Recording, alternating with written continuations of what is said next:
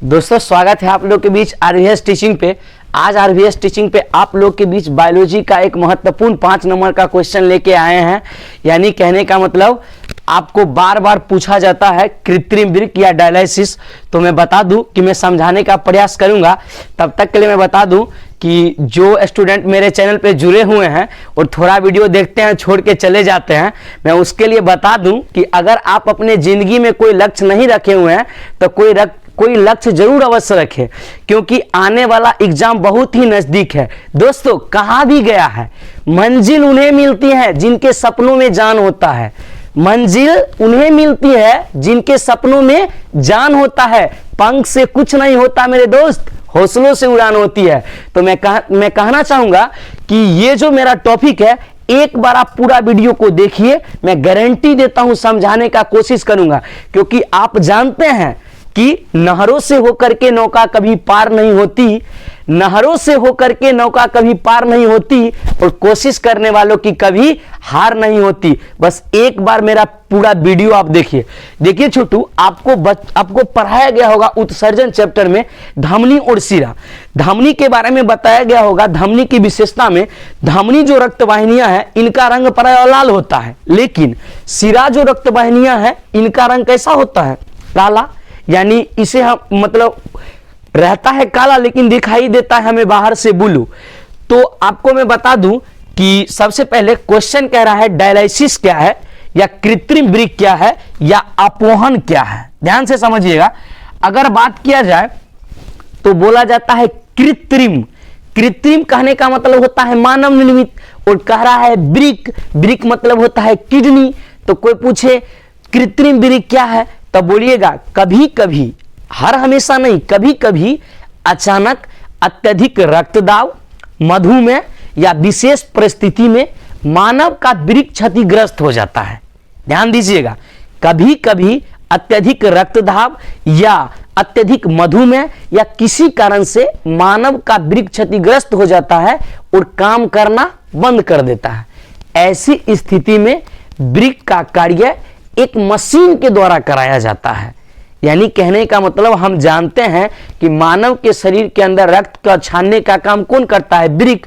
तो बोला जाता है कभी कभी संक्रमित मधुमेह या अत्यधिक रक्तचाप के कारण हमारा वृक्क क्षतिग्रस्त हो जाता है और कार्य करना बंद कर देता है।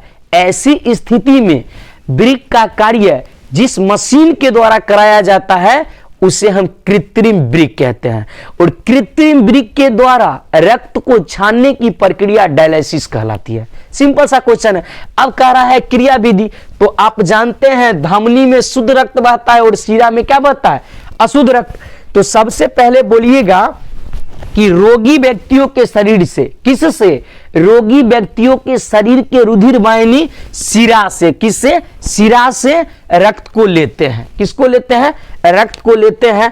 उस समय वहां का तापमान 0 डिग्री सेल्सियस रखते हैं। कितना रखते हैं? 0 डिग्री सेल्सियस। तो छोटू आप बताइए 0 डिग्री सेल्सियस पर कोई द्रव ठोस बनता है कि नहीं? जरूर बनता है।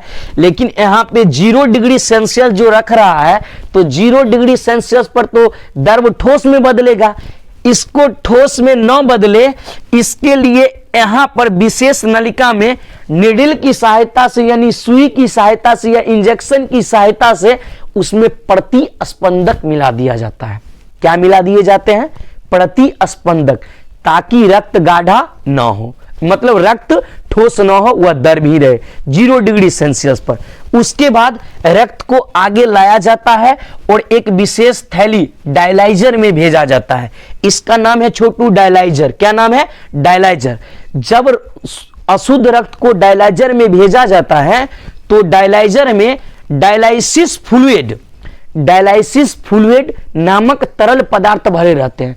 कहां भेजा जाता है? डायलाइजर में। डायलाइजर में डायलाइसिस फ्लूइड नामक तरल पदार्थ भरे रहते हैं। ये जो तरल पदार्थ होते हैं, जब तरल पदार्थ में मानव का अशुद्ध रक्त प्रवेश करता है, यूरिया, यूरिक अम्ल एवं नाइट्रोजनी बेस जितने भी क्षार होते हैं वो सब क्या होने लगते हैं? पूरा का पूरा ऊपर में तैरना शुरू कर देते हैं। और जो ही ऊपर में तैरना शुरू कर देते हैं तो नीचे क्या बच जाता है? शुद्ध रक्त। और शुद्ध रक्त जो बचता है तो इनके बीच में पाई जाती है एस्फेनले की लूप। याद रखिएगा, इसके मध्य भाग में पाए जाते हैं एस्फेनले की लूप। और ये एस्फेनले की लूप एक अर्धपारगम्य झिल्ली की बनी होती है।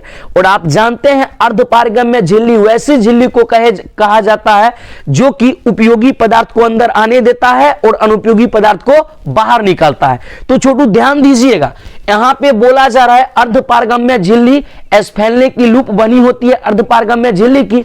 जब अर्धपारगम्य झिल्ली में रक्त जाते हैं तो उपयोगी रक्त को वो क्या कर लेता है? अवशोषित कर लेता है और नाइट्रोजनी बेस को कहां छोड़ देता है? डायलाइजर में।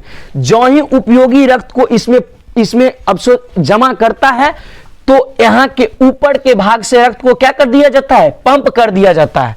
तो शुद्ध रक्त निकल गया मेरा, यानी कहने का मतलब डायलाइजर में भेजा जाता है।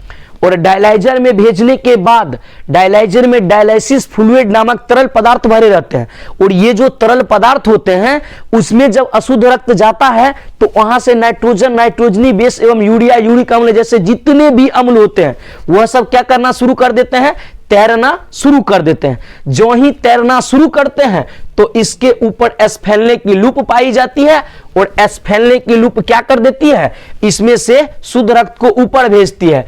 ऊपर में ब्लड पंप लगा होता है। क्या लगा होता है? Blood pump. ब्लड पंप से ब्लड प्रेशर ज्ञात कर लिया जाता है।